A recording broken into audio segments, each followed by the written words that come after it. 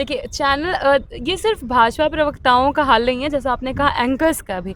मुझे तो कई एंकर्स खुल करके बोले कि अगर वो डिबेट में बैठेंगी तो हम नहीं आएंगे। इसके पहले हम देखते थे कि सिर्फ मुर्गा लड़ाने का काम होता था, एक दो मौलवी साहब लोगों को, जो पेड मौलवी हैं जिनको सब जानते हैं। ज़्यादातर लोग ऐसे हैं जो एंकर, वो केवल एक्टर हैं, उन्हें पत्रकार नहीं कह सकते किसी भी दृष्टिकोण से। कोऑर्डिनेटर का रात में फोन आता है 9-10 बजे के आसपास, कंचना जी आपको बैन कर दिया गया, आपने ऐसा क्या कर दिया।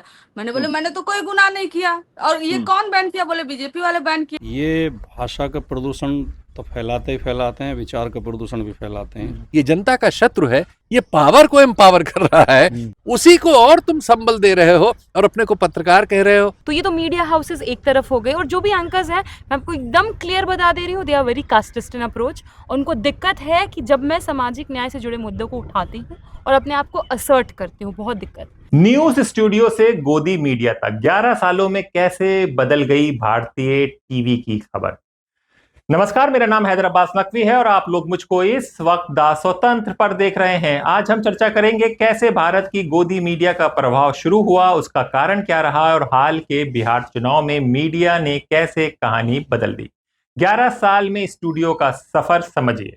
गोदी मीडिया, ये शब्द जिसे जाने माने पत्रकार रवीश कुमार ने गढ़ा, इसका मतलब होता है गोदी, अर्थात गोद में बैठा मीडिया, यानी वो जो सरकार की नीतियों और विचारधारा के साथ पूरी तरह मिल गए हों, यानी एंकर कम प्रवक्ता पार्टी के। तो उदाहरण के तौर पर आप रिपब्लिक टीवी, टाइम्स नाउ, जी न्यूज, आज तक जैसे चैनल्स को अक्सर इस श्रेणी में रखा जा सकता है। शुरुआत कहां से हुई उसको समझिए। जी हां, 2014 में जब नरेंद्र मोदी प्रधानमंत्री बने, कुछ प्रमुख मीडिया संस्थानों में संपादकीय बदलाव हुए।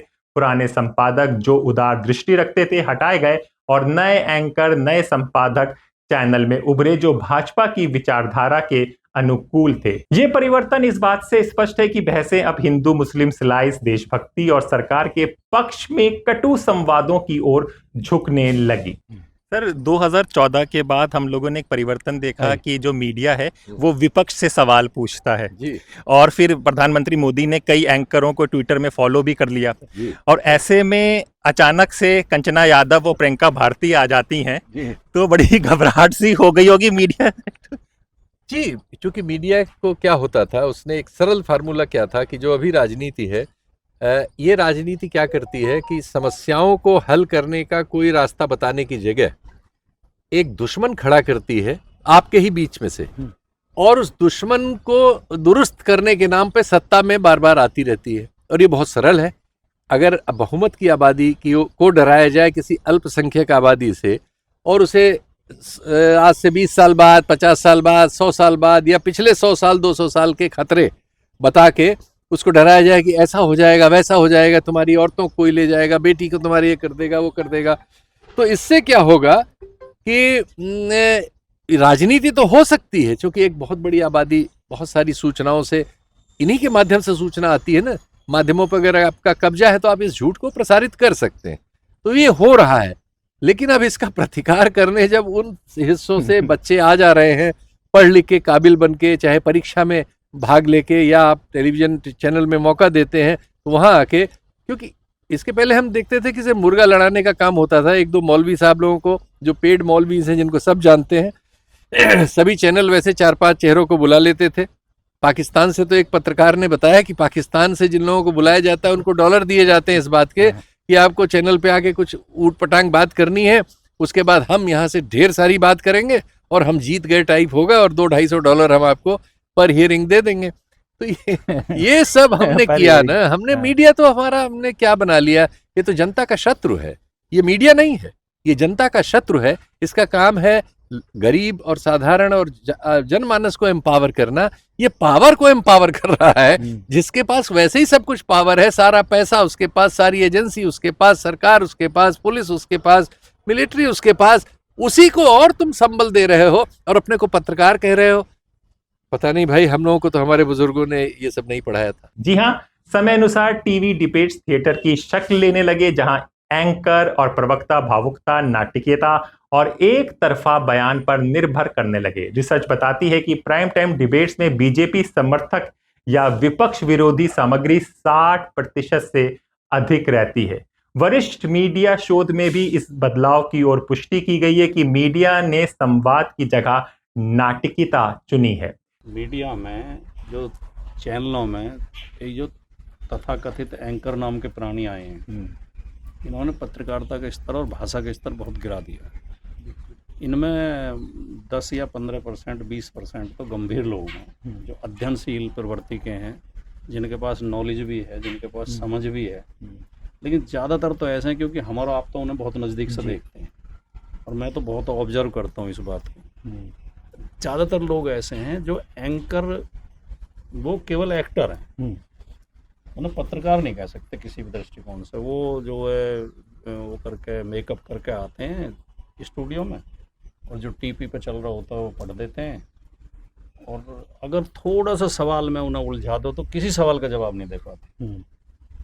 तो ये एक समस्या है और इसकी हमको सबको चिंता होनी चाहिए, दलगत राजनीति से उठ के। सर, आपने एंकर की बात की और भाषा की बात की, इनमें से आधे से ज़्यादा एंकरों को प्रधानमंत्री फॉलो करते हैं, तो जब प्रधानमंत्री एंकर को फॉलो करेगा तो वो तो अपनी जान उनके लिए बिछा देंगे, तो भाषा की क्या बात है? देखिए, दोनों 2, 3, 4 बात हैं। ये भाषा का प्रदूषण तो फैलाते ही फैलाते हैं, विचार का प्रदूषण भी फैलाते हैं, पत्रकारिता का प्रदूषण भी फैलाते हैं। विचार का प्रदूषण इसलिए फैलाते हैं कि अंधविश्वास की बातें करेंगे, पाखंड की बातें करेंगे, अतार्किक बातें करेंगे जो तर्कपूर्ण नहीं है, अवैज्ञानिक बातें करेंगे, और ऐसे लोगों को प्रधानमंत्री फॉलो करते हैं। तो वो भी एक चिंता की बात। अब जैसे अभी एक इनके नेता जो पूर्व में मंत्री रहे, अनुराग ठाकुर, वो नवोदय विद्यालय में गए थे और बच्चों से पूछ रहे थे कि पहला अंतरिक्ष यात्री कौन था, और फिर बच्चों को ज्ञान दे रहे थे कि पहले अंतरिक्ष यात्री हनुमान थे। तो ये वैसे तो भारतीय जनता पार्टी की ये कमी है, आरएसएस और भारतीय जनता पार्टी की, कि इनके यहाँ इनका बौद्धिक स्तर बहुत लो होता है। और ये बात मैंने मुख्य चैनलों में कई बार डिबेट में बोली है, और एंकर मुझसे बड़े नाराज़ होते हैं इस बात पर जब मैं इसे बोल देता हूँ। मैंने कहा मैं इनसे ज़्यादा उम्मीद इसलिए नहीं करता कि इनका ये छोटी छोटी किताबें पढ़ते हैं, ज़्यादा अध्ययन करते नहीं हैं। छोटी छोटी जो सस्ती किताबें बिकती हैं, सस्ता साहित्य जो होता है, और उसमें काल्पनिक बातें, झूठी बातें लिखी होती हैं, पौराणिक जो पुराणों टाइप की जो है, तो उन बातों पे विश्वास करते हैं और ये साहित्य को अक्सर इतिहास की तरह पढ़ते हैं। जबकि इन्हें पता होना चाहिए कि साहित्य साहित्य होता है, साहित्य में कल्पना भी होती है और अतिशयोक्ति भी होती है, साहित्य फैक्ट नहीं होता। या तो ये महाकाव्यों को इतिहास बताते हैं या महाकाव्यों को धर्म ग्रंथ बताते हैं। जी हाँ, ऐसे एंकर जिन्हें आलोचना से बचने या सिर्फ अपने पक्ष को बल देने के लिए ललायत देखा गया, उन्हें गोदी एंकर कहा गया।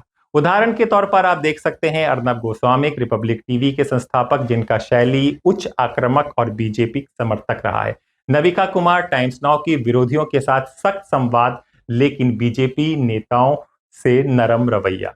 आज तक, जी न्यूज जैसे चैनल सरकार की विचारधारा को बढ़ावा देने के आरोप में रहे हैं। पर यह सब हुआ क्यों? आप अर्नब गोस्वामी की बात करेंगे। अर्नब गोस्वामी का न्यूज आवर जो टाइम्स नाउ में होता था, तो वो सरकार से पूछते थे सवाल, इसलिए वो हिट हुआ।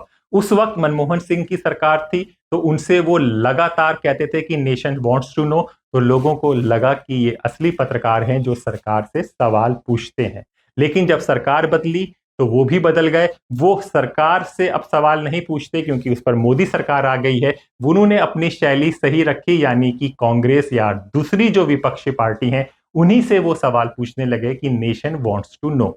ऐसे ही बाकी पत्रकारों का भी यही हाल है। ये सब हाल किस लिए हुआ? क्योंकि 2014 के बाद जब नरेंद्र मोदी आए तो कुछ एंकरों को, जो आजकल आप देखते हैं कि प्रवक्ता की तरह बातें करते हैं, उनको उनके एक्स हैंडल में फॉलो करने लगे। और जब उनको फॉलो करेंगे देश के प्रधानमंत्री, तो वो उनका कर्तव्य बन जाता है कि वो उनके पक्ष में बात करें, और अगर उनके खिलाफ या उनसे रिलेटेड कोई सवाल पूछे तो उसके लिए वो कवच बन जाए। तो ये होने लगा था मीडिया में। लेकिन कहानी एक जैसी हमेशा नहीं रहती है, कहानी में बदलाव होता है, और ये बदलाव आना शुरू हुआ बिहार चुनाव से पहले। इसमें कुछ प्रवक्ताओं की एंट्री होती है, जिसमें प्रियंका भारती, कंचना यादव, सारिका पासवान, और उसी में से एक पुराने समाजवादी प्रवक्ता राजकुमार भाटी। अब जब ये लोग मैदान में आते हैं तो इन लोगों ने जो परिवर्तन किया, वो परिवर्तन लोग नोट करने लगे, क्योंकि इन्होंने एंकरों की बोली में एंकरों को जवाब देना शुरू किया।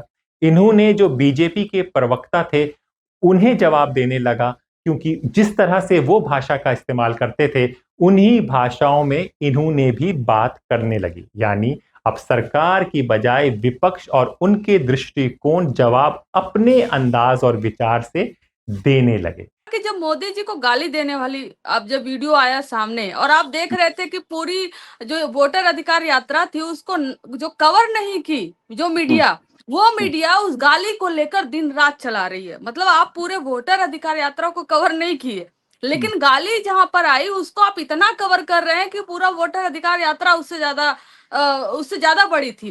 तो उसमें 3-4 चैनलों पे डिबेट था उस दिन और मैं गई और फिर मैंने देखा कि जब मैं बोल रही हूँ कि कहाँ विश्वगुरु बनने चले थे, कहाँ विक्टिम बन गए, और प्रधानमंत्री जी इतने आप कमजोर होंगे तो दूसरों की रक्षा कैसे करेंगे। तो वो कई सारे ऐसे हमने तंज उस पे कसे कि हमने देखा कि चैनल वाले बड़े तिलमिला से गए। फिर आपको मुझे साइड करने की कोशिश किए या बोलने नहीं दे रहे हैं या फिर मुझसे ही भिड़ने की कोशिश किए। उस दिन ऐसे हुआ तो मतलब मैं भी बहुत खुश होकर नोएडा से मैं आ रही थी कि आज तो भाई ऐसा होता है ना कभी कभी जब आप डिबेट में आप जीत जाते हो तो लगता है कि भाई आज तो मतलब कितना मजा आ गया। तो आज तो उनका नैरेटिव ही नहीं चल पाया। मैं बहुत खुश थी और आराम से खुश से घर में बैठी हुई हूँ। तभी एक एंकर कोऑर्डिनेटर का रात में फोन आता है 9-10 बजे के आसपास, कंचना जी आपको बैन कर दिया गया, आपने ऐसा क्या कर दिया। मैंने बोले मैंने तो कोई गुनाह नहीं किया। और ये कौन बैन किया? बोले बीजेपी वाले बैन किए। मैं बोली मैं तो आरजेडी के प्रवक्ता हूँ, बीजेपी क्यों मुझे बैन करेगी? करना होगा तो आरजेडी करेगी ना। अगर मैं कुछ गलत बोलूंगी, मैं सही से नहीं बोल पाऊंगी, मैं नेता और पार्टी को डिफेंड नहीं कर पाऊंगी तो मुझे बीजेपी क्यों बैन की? लग रहा है उनसे गलतफहमी हो गई, मैं उनकी प्रवक्ता नहीं हूँ। तो वो कहते हैं नहीं नहीं उनके प्रवक्ता अब आपके सामने नहीं बैठेंगे। मैं बोली फिर उनकी प्रॉब्लम है ना बैठे तो, लेकिन उनके प्रवक्ता नहीं बैठेंगे, लेकिन चैनल का क्या स्टैंड है? तो चैनल को जब बीजेपी के प्रवक्ता और मुझे चूज करना हुआ तो चैनल ने मुझे ड्रॉप किया, लेकिन बीजेपी का प्रवक्ता रहेगा क्योंकि तथाकथित विश्व की सबसे बड़ी पार्टी है, उनके बिना तो डिबेट कैसे हो सकता है और आरजेडी के बिना तो हो जाएगा।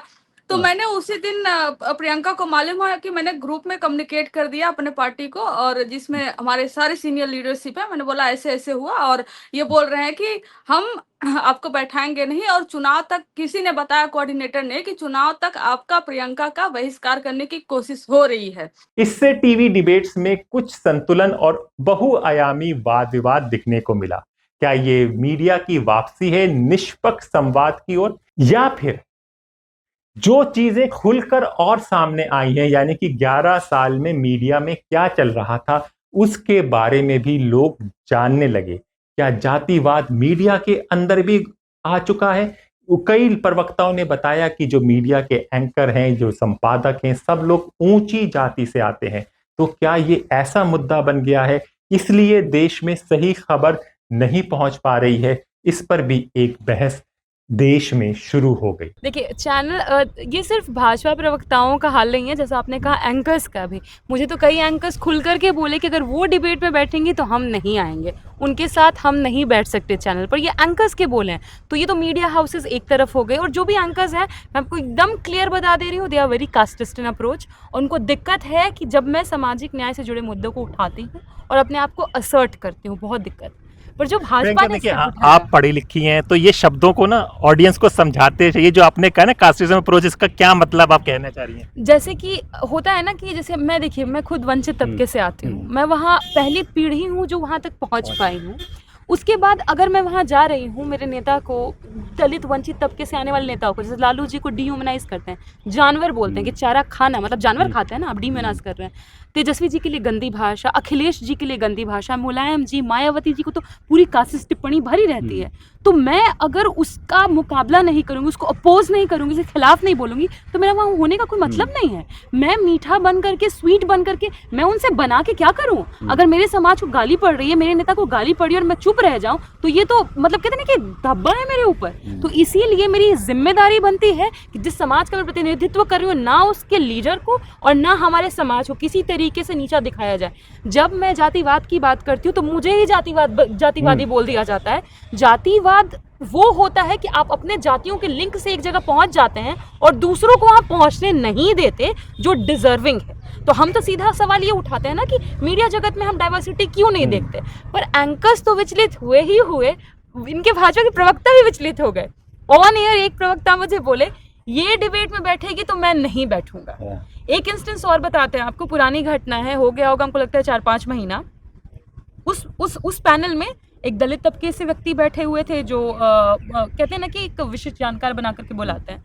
मैं थी, एक और जो कांग्रेस से भी थी वो भी बहुजन समाज की महिला थी, और वहां पर बैठे भाजपा प्रवक्ता ने पता है आपको क्या बोला, इस पैनल के साथ मैं नहीं बैठूंगा। अच्छा। इसका मतलब आपको क्या है कि बहुजन तबका अगर वहां पे बैठा हुआ है, ये this is a different form of untouchability. पहले आप समाज में अनटचेबिलिटी करते थे, अब आप मीडिया में ऐसा है कि आप उनको दूर रखेंगे। आप लगता है कि आप उनसे, होता है ना कि आप उनको अछूत बता रहे हैं कि आप उनसे टच नहीं कर सकते, आप उनके साथ बात नहीं कर सकते, ये वक्तव्य है। और मुझे लगता है कि ये जो इनका स्टेप है, सारिका पासवान दलित समुदाय से आती हैं, कंचना जी पिछड़े समुदाय से आती हैं, मैं पिछड़े समुदाय से आती हूँ, और ऊपर से तीनों महिलाएं, और आप महिलाओं को बैन करके क्या दिखाना चाहते हैं कि आपके भीतर घबराहट है, आप कास्टिस्ट तो हैं या पेट्रियार्कल भी हैं, क्योंकि आप इन महिलाओं को जब जवाब नहीं देने पाते तो अंदर का जो वो कहते हैं ना पितृसत्ता का मर्द है, उसे कहीं तकलीफ होती है, वही धक्का लग रहा है उसको। तो मुझे लगता है कि ये सारी वजह है। और दूसरा कि भाजपा के प्रवक्ता पढ़ लिख के नहीं आते, कुछ पर्ची थमा दी जाती है,